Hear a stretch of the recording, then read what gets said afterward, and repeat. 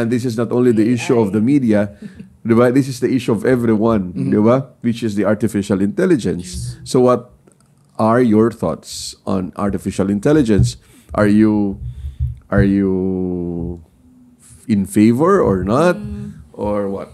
Ako okay naman ang AI kasi kung makakatulong naman sa'yo. Pero huwag mo siyang gamitin sa masama. Diba? Pwede kasi siya maging cause din ng disinformation, ganyan, takot, lalo na mga yung mga fake videos ngayon, ang dami-dami, diba? So, yung AI, okay yan. Kasi kailangan natin sumabay. Kasi pag tinanggihan natin yan, walang mangyari sa atin kasi huli na tayo eh. Yes. Kasi sa ibang bansa nga. Exactly. Diba? Exactly. Sobrang ibang level na yung AI nila. You know what? Kailangan natin embrace. Correct. Because AI is inevitable. Yes. Yeah. We have to adapt. We have to embrace. You're right. Embrace AI, but you have to use it properly and ethically. Yep.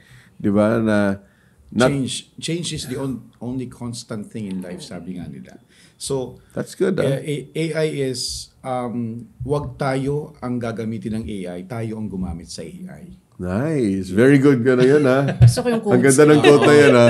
Huwag kang magpagamit sa AI. Tayo ang gumamit sa AI. Pero there are sectors that, they voice their concerns about the growing usage of AI sa kanilang mga industriya. Kasi because may mga threat na baka mawalan sila ng trabaho. Yeah. Kayo rin ba? May mga ganong concerns? There is. Nagkaroon ng parang attempts eh. What? Before na... Ang Channel 4? No, not specifically the PTV, but yung gumawa sila ng mga AI anchors. I think I remember that. That's GMA. So, but it did not Hindi naman siya.